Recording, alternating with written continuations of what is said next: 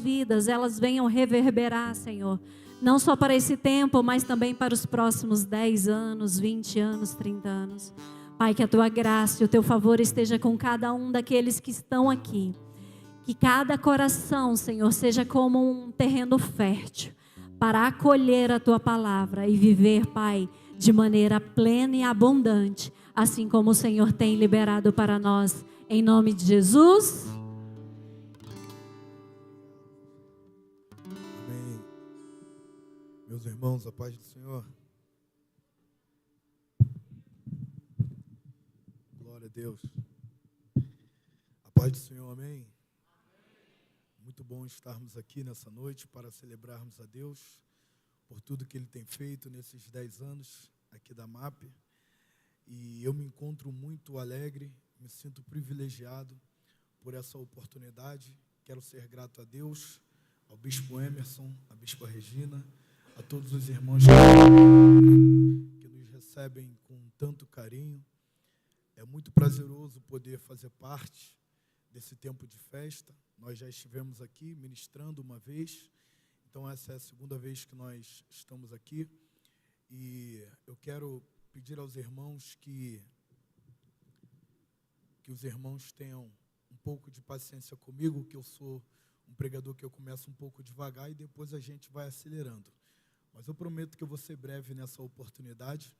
Eu estava conversando com o Bispo Emerson, por ser aniversário da igreja. Eu preparei uma mensagem evangelística para essa noite, mas desde que começou o culto, tem sido ministrado muito aqui acerca de fogo, de altar, de poder. Então, já que a igreja gosta de fogo e altar, a gente vai ministrar sobre o altar, amém? Muito bom rever meu amigo pastor André, pastor Isabel. Deus abençoe vocês. Obrigado mais uma vez. E se a mensagem for ruim, irmãos, a culpa é do pastor André. Vocês podem culpar ele, tá bom? Glória a Deus. Abram as vossas Bíblias no livro de Gênesis.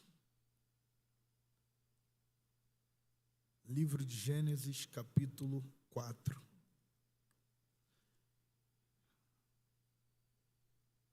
Tem um tecladista que pode me ajudar aqui?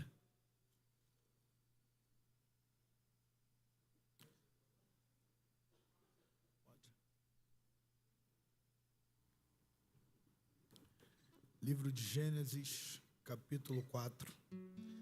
A todos os pastores que me antecederam, Deus abençoe. É um prazer conhecê-los, tá? Amém? Gênesis, capítulo 4.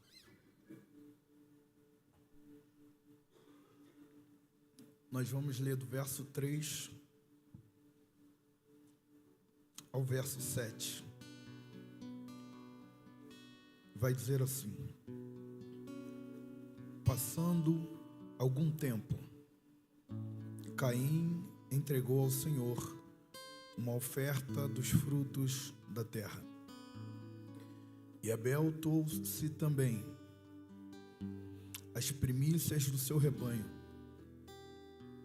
E o Senhor olhou com agrado para Abel e para sua oferta, mas para Caim e a oferta ele não se agradou.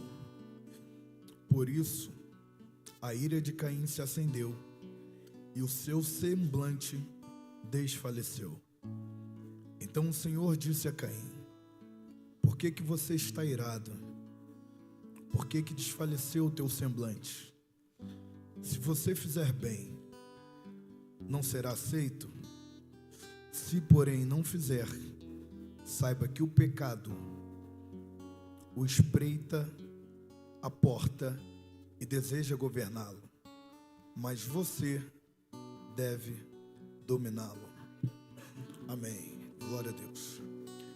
Queridos, esse texto tem me impulsionado muito desde domingo. E quando nós olhamos para essa narrativa, nós sabemos que se trata de uma história muito conhecida de todos nós. Mas nós iremos abordar aqui um assunto que é extremamente pertinente para os dias atuais.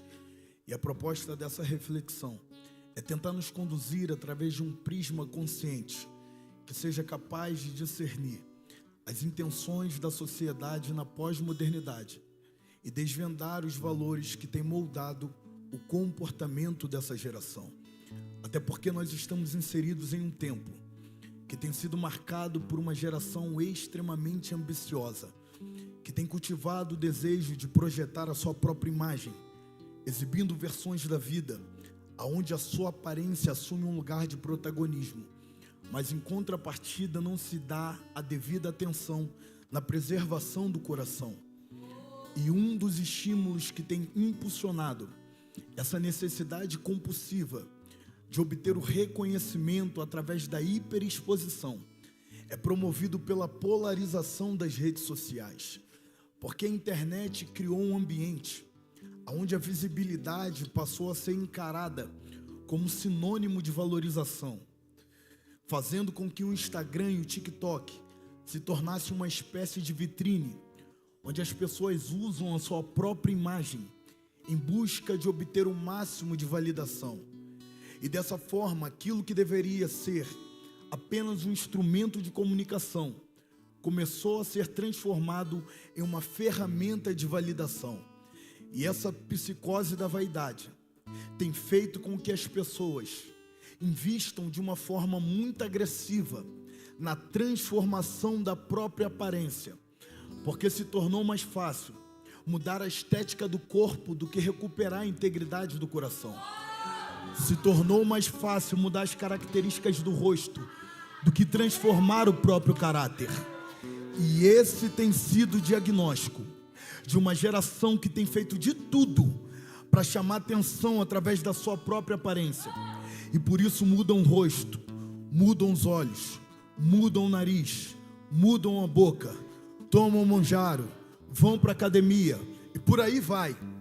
Mas eu preciso te dizer que a grande verdade é que não há problema em nós cuidarmos da nossa própria aparência. Até porque qualquer mudança é válida, porque ela eleva a nossa autoestima. Só que a gente precisa entender que o valor da vida não pode ser medido por aquilo que os olhos podem ver. Até porque os olhos naturais não conseguem contemplar a realidade do nosso interior.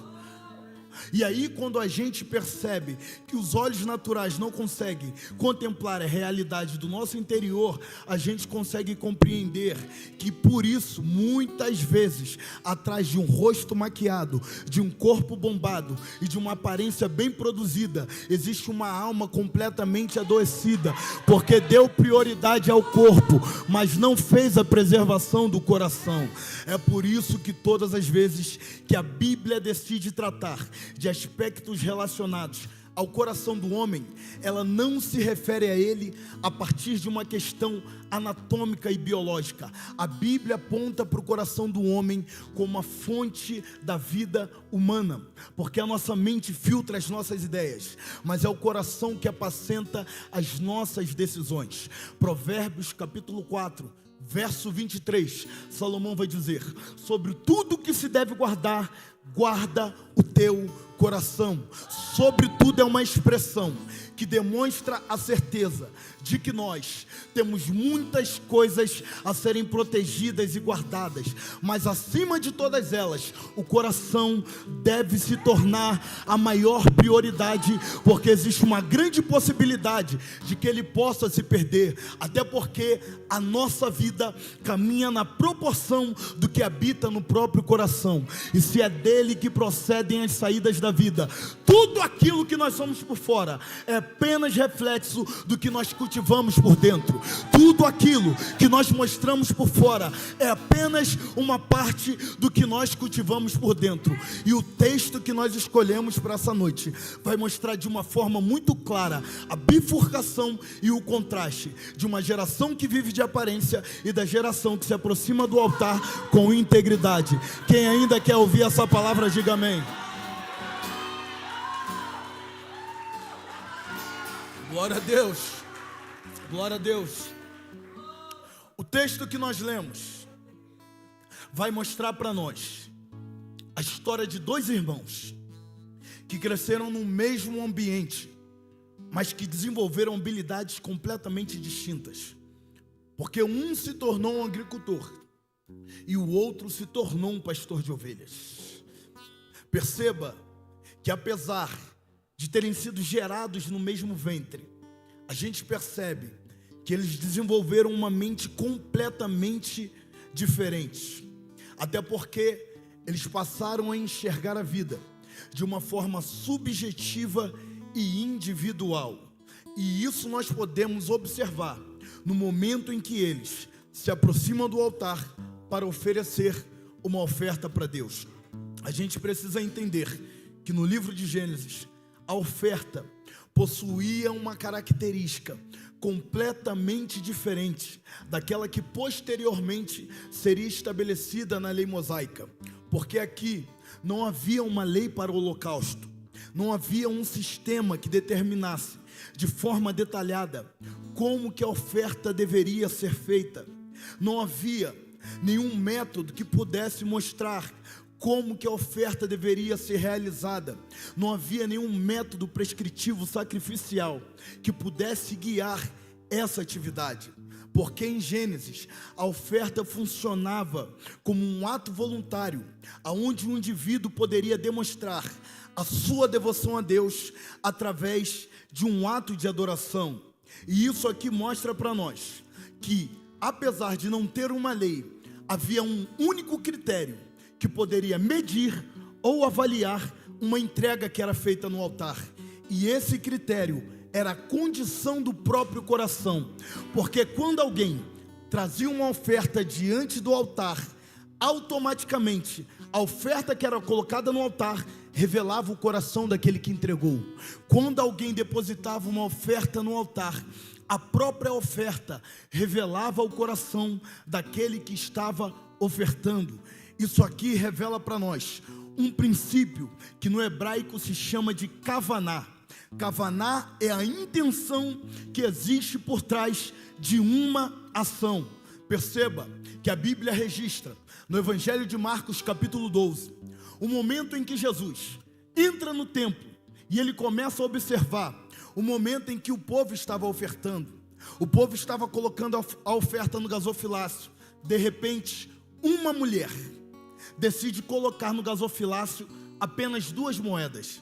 Jesus olha para os discípulos e diz: está vendo? A oferta dela é a maior do culto. E naquele momento, os discípulos se assustaram. E quando Jesus falava que a oferta dela era a maior do culto, ele não estava avaliando a quantidade, ele estava avaliando a kavaná, a intenção. Porque a oferta era pequena, mas a intenção dela era gigantesca. E o que isso revela para nós? Que por trás de toda a oferta existe uma intenção. E a intenção é o motivo que determinará aquilo que nós atrairemos do altar. Porque Deus sempre responderá uma oferta, seja com fogo ou com silêncio. Então perceba que no momento aqui em que Caim e Abel decidem ofertar, o texto mostra que Caim traz uma oferta de manjares e Abel traz uma oferta de sacrifício. As 2 ofertas eram legítimas diante de Deus.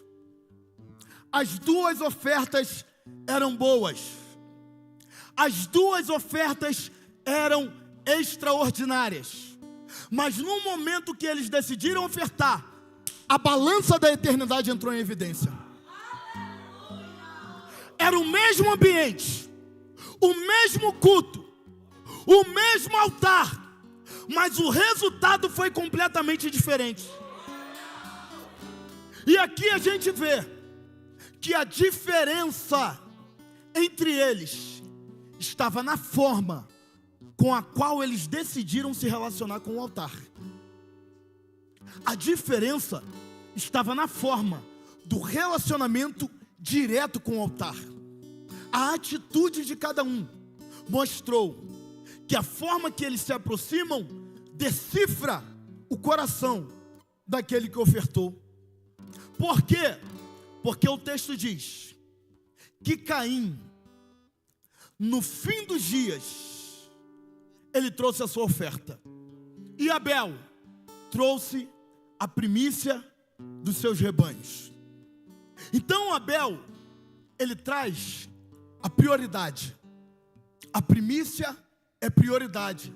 Mas o texto é claro em dizer que Caim, no fim dos dias, no fim da sua rotina, no fim das suas atividades, ele decide trazer para Deus a sua oferta. Perceba que a principal questão aqui não é o que está sendo colocado no altar. A principal questão aqui não é o que está sendo depositado em cima do altar. A questão aqui é a forma com a qual eles ofertam. Por quê, pregador? Porque Abel está cumprindo a medida exata de Deus. E Caim está procurando validação sem ter dado prioridade. Caim está transitando em uma esfera muito baixa, perto daquela a qual Deus esperava dele. Ele sabia como trazer, ele sabia como ofertar, ele sabia como se achegar, mas ele decidiu não dar prioridade para o altar. E o que é que isso revela, pregador? Isso revela que não adianta nós chegarmos no 10º aniversário da MAP e simplesmente entregarmos algo para Deus. Não basta apenas nós chegarmos em um culto de terça e só darmos uma oferta para Deus. Por quê? Porque a nossa prioridade é o que vai declarar o nosso posicionamento diante do altar. Não adianta você vir orar, chorar, tocar, se dedicar, pregar e perder o senso de prioridade. Por quê? Porque para muita gente vale mais maratonar uma série da Netflix do que viver uma madrugada de oração. Para muita gente vale muito mais jogar um PlayStation do que fazer um devocional. Para muita gente vale muito mais ficar na academia do que viver uma vida de entrega para Deus. E eu não entendo como que você faz dieta para cuidar do teu corpo, mas você não faz um jejum para restaurar a tua alma e fortalecer o teu espírito.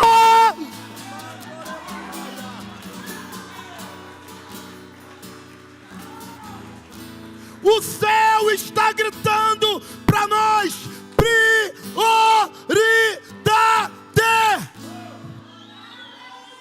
Não importa o que você fez durante esses 10 anos, eu quero saber se daqui para frente você vai começar a priorizar o altar. Deus não quer saber o que você fez lá atrás, no tempo que se passou. Ele quer saber daqui para frente. Qual vai ser a forma do teu relacionamento? Eu estou sentindo Deus aqui. Qual vai ser o lugar que Deus vai ocupar na tua história? Qual vai ser o lugar que Deus vai entrar na tua vida? Porque hoje é o dia da decisão. Ou você faz como Abel, coloca Deus no primeiro parágrafo da tua vida, ou você faz como Caim, coloca Deus no ponto final, como se ele fosse apenas um resolvedor de problemas. Qual tipo de relacionamento nós queremos nutrir com o altar? Até porque a gente percebe que o altar, ele vai revelar para você mesmo a forma qual você decidiu viver. O altar vai revelar como que está a tua vida com Deus. O próprio altar vai revelar o tipo de vida que você decidiu nutrir aí dentro. Sabe o que o texto mostra? Que Caim e Abel decidiram nutrir uma expectativa sobre essa oferta aqui, Bispo Emerson, que está sendo entregue. Porque eles colocam a oferta no altar e eles criam uma expectativa. Qual? Até que ele venha, até que ele se manifeste, até que ele chegue. E acredite, Deus decidiu se manifestar. E quando Deus se manifesta, Ele acaba com a ambição de um, mas Ele supra a expectativa do outro.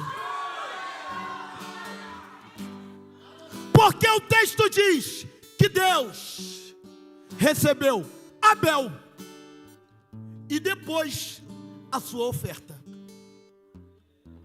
E Deus rejeitou Caim e depois a sua oferta.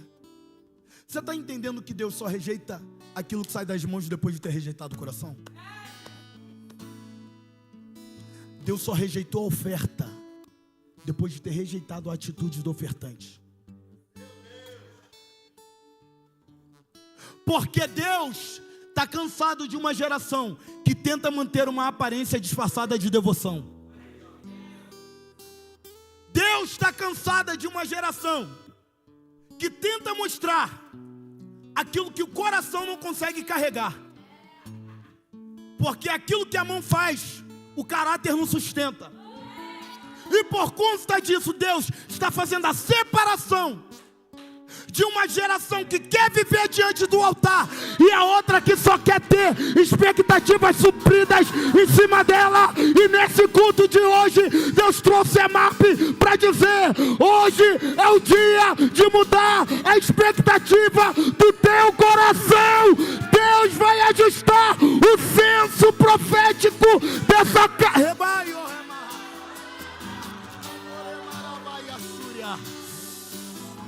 Deus vai ajustar o senso profético da nossa geração. Deus vai ajustar o senso profético da nossa geração. Mas Ele não vai mais permitir que um coração se achegue do altar de qualquer maneira.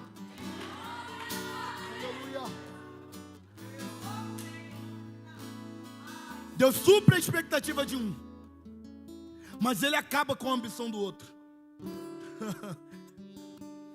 A gente precisa entender que Deus está avaliando o coração dos dois ofertantes para mostrar a diferença entre eles no altar. E o que Ele revela? Duas gerações. A geração de Caim é a geração autêntica. A geração de Abel é a geração autêntica.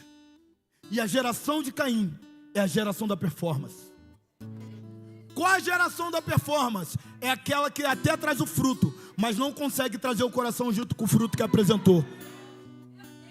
E em muitos lugares, nós temos visto que estão se relacionando com a performance e não com o caráter. Porque a performance dá seguidor no YouTube. A performance enche culto. Com a performance a gente consegue trazer gente de nome para entupir qualquer igreja. Com a performance a gente traz pessoas que o nome está bombando aí fora, mas lá no céu está manchado. Com a performance a gente consegue fazer, porque a performance funciona, só que ela não flui. A performance funciona, mas nem tudo que está funcionando significa que Deus está aprovando. A geração performática é aquela geração que acha que Deus não está vendo.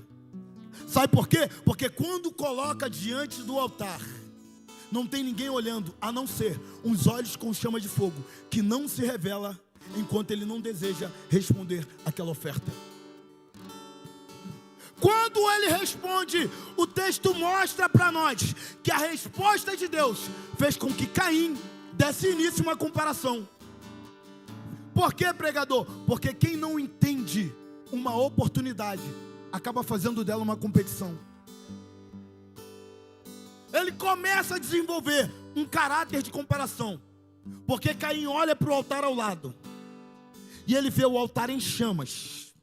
Ele vê um cordeiro em chamas. Ele vê um altar com fogo. Mas quando ele olha para o altar dele, ele só enxerga silêncio.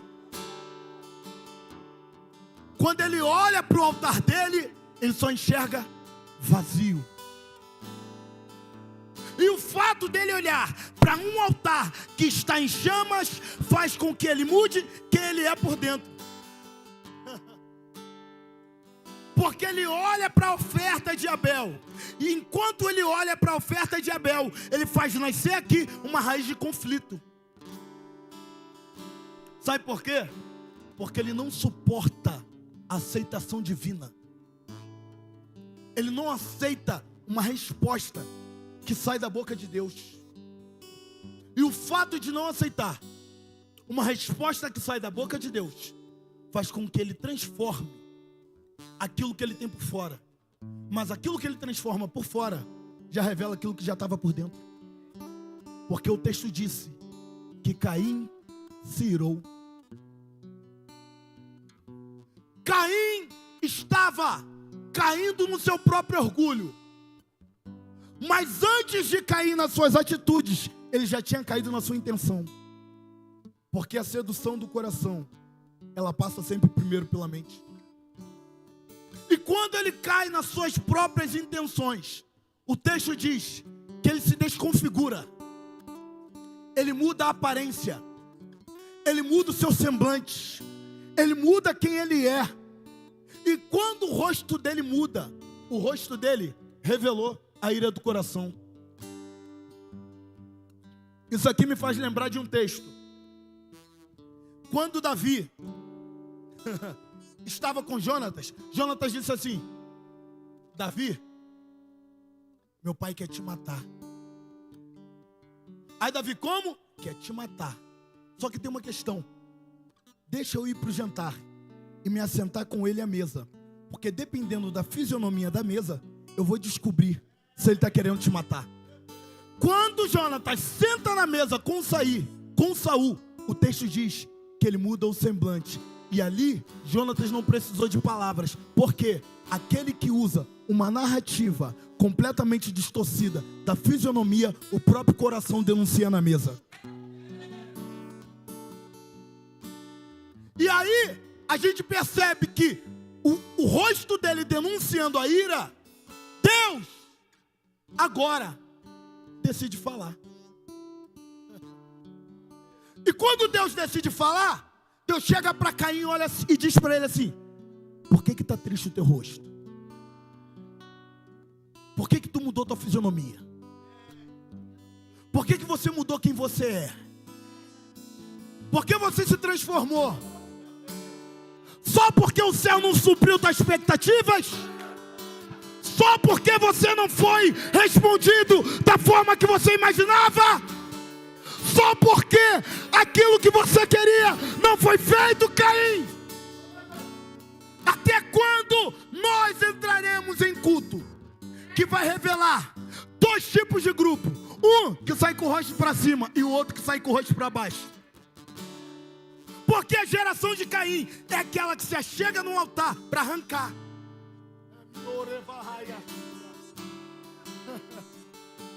É quem se aproxima do altar para arrancar. É igual filho de Eli.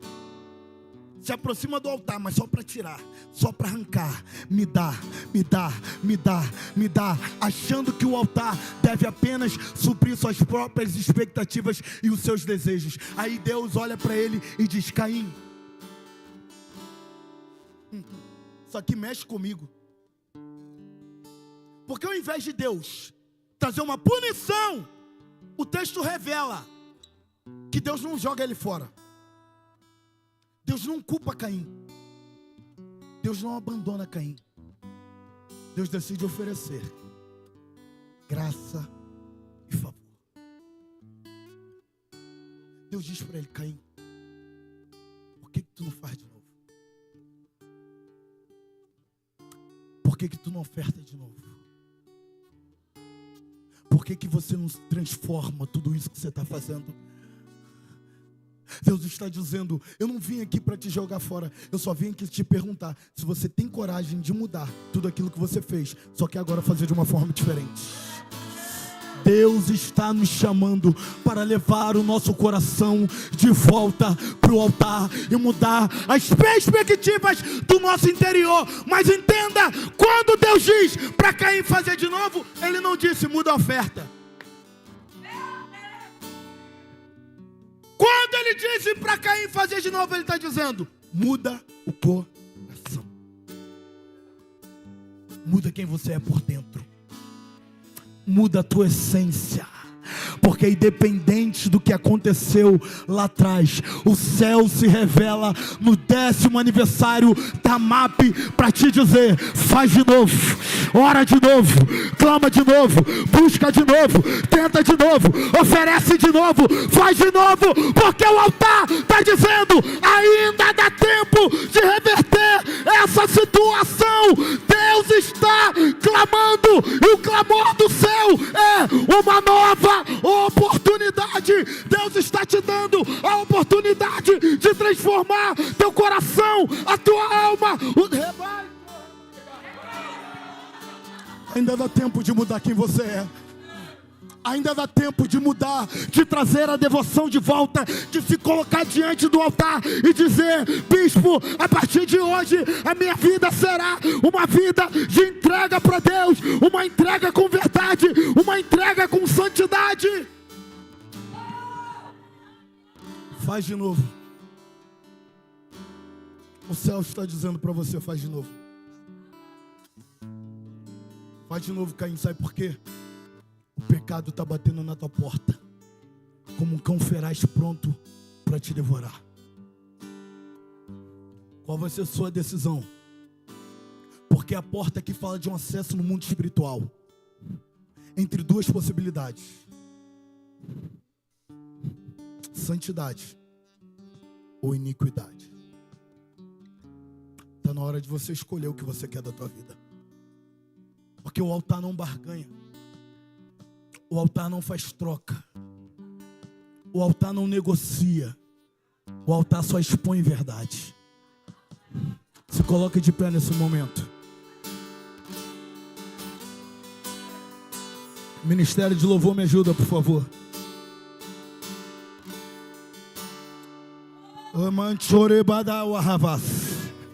Eu estou sentindo Deus aqui.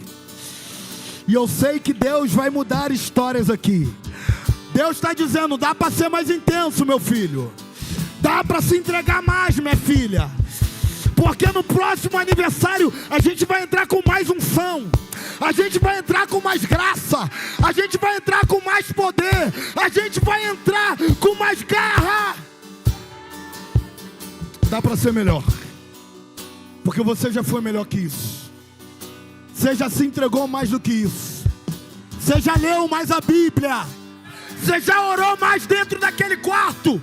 Você já subiu mais um monte. Você já se entregou mais para Deus. E Deus está dizendo: eu não quero que tu volte ao passado. Eu quero que tu volte às tuas origens. Eu não quero que você volte no passado. Eu quero que você volte ao princípio. Nós vamos louvar. Enquanto nós estivermos louvar, eu vou esperar você aqui à frente, que sabe que dá para fazer melhor. Sabe que dá para ir mais profundo. Sabe que dá para mergulhar mais em Deus. Sabe que dá para se entregar mais. Sabe que dá para ir muito além do que você está indo. Pode louvar. Você que entende isso, vem aqui à frente que nós vamos orar. Esse é o teu momento, vem, vem. Só quem entende que precisa ir mais profundo. Só quem entende que precisa recalcular a rota.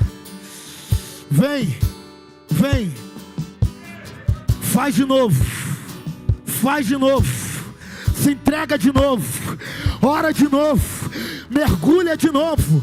Deus está dizendo: hoje é noite de graça e favor. Graça, favor e misericórdia. A misericórdia te alcançou. A misericórdia te achou. E Deus vai te dar a possibilidade de ir mais profundo. Roma, chorabadaia, remas. Eu estou sentindo Deus aqui. Feche os teus olhos. Oh, vem mais uma vez, clama. Vem mais uma vez, vem, vem, vem. Vem mais uma vez. Fala, vem. Vem, Deus. Vem, Deus. Vem, Deus. Vem. Vem, queima. Vem, queima. Meu ser faz a eternidade se alinhar com o natural. Oh, glória. E na terra nós que somos proclamamos. Vai, vai, vai. Aviva-nos, aviva-nos. aviva, aviva. Aviva no Senhor. O Rabadá, o Revala Show. Rubi cantou a Manaia Súria. Oh, meu Deus! Fere meu coração com a ferida de fome por ti. Fere, fere! Toca, Jesus! Toca, Jesus! Toca, Jesus! Toca, Jesus! Agora! Agora! Agora! Fogo! Fogo! Fogo! Fogo! Fogo! Fogo! Rabachona banana cantereba! Dubri cantora badaia! Até que o Senhor venha, eu vou clamar. Fogo! Fogo! Fogo! Até que o Senhor venha, eu não vou descansar. Deixa ele te reconstruir! Deixa ele te reconstruir! Deixa ele te reconstruir! Na minha vida, Se entrega pra ele! Se entrega pra ele! Se entrega pra ele! teu altar. Até que o Senhor venha, eu vou clamar. Até que o Senhor venha, eu não vou descansar. Até que o Senhor venha, eu vou gastar a minha vida. Isso! Diante do teu altar. Avivamento! Avivamento! Avivamento! Avivamento! Avivamento! Amachora badarabashuri anderebana. Isso, Jesus!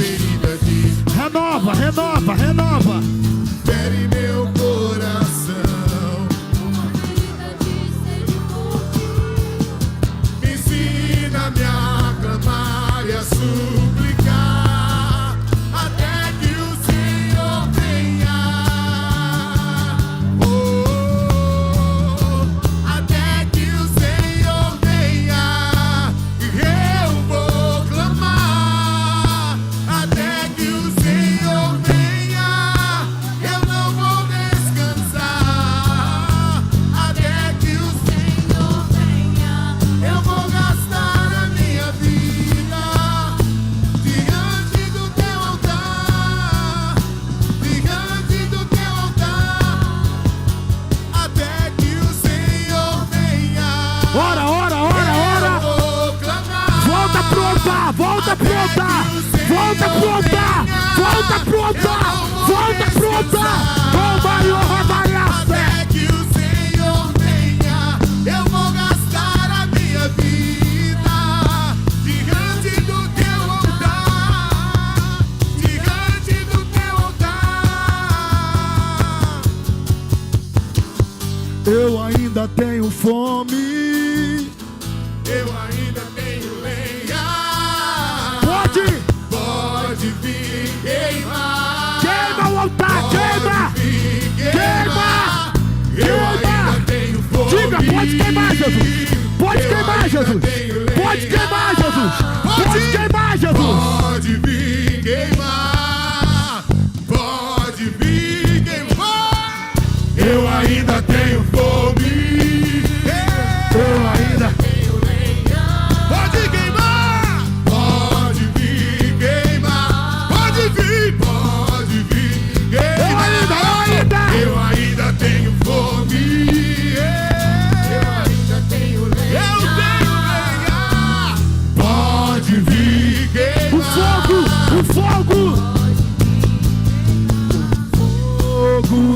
Em teus olhos, vês o quê? Vês eu me apaixonar. Queimou! E queimou todos os outros amores. Queima tudo! Queima tudo! Queima tudo e deixa ele entrar no teu coração! Todos os outros amores. Segura! Segura! Eu já vou orar. Mas eu quero conhecer você, que veio a esse culto e entendeu que não dá mais para viver uma vida sem Deus. Não dá mais para viver afastado do altar. O céu está te dizendo, hoje é o teu dia. Você que está afastado dos caminhos do Senhor, ou você que nunca aceitou Jesus, eu quero orar pela sua vida. Se você entendeu essa palavra e entende que não dá mais para sair daqui sem Jesus, levante a sua mão que eu quero orar por você. Só você que quer aceitar Jesus. Levante sua mão. Cadê você que quer voltar para Jesus hoje? Cadê você? Levante sua mão. Levante sua mão, você que quer voltar para Jesus hoje. Rápido porque eu vou orar. Rápido porque eu vou orar. Eu só tenho mais 3 minutos. Cadê você? Cadê você que entende que não dá mais para ficar afastado? O altar te pegou hoje. A glória de Deus te entrelaçou hoje. Hoje é o dia do teu retorno. Não dá mais para ficar vivendo uma vida vazia, uma vida sem Deus. Por quê? Porque a chama que estava no altar de Caim mostrava que o cordeiro era a verdade daquilo tudo que estava sendo realizado. Tudo aponta para o cordeiro. Cadê você? Não tem ninguém, eu vou orar por essas vidas. Feche seus olhos.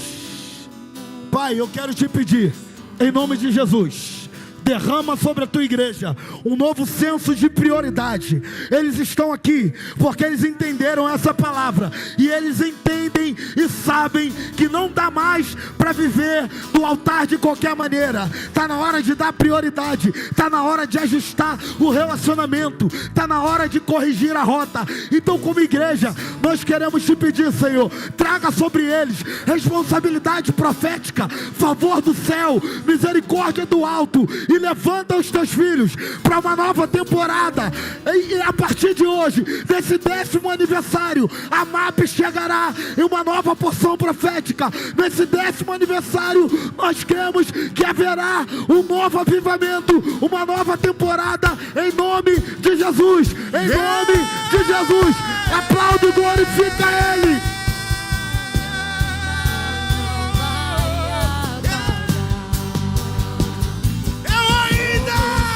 Eu ainda tenho fome. Eu ainda tenho lenha. Pode vir.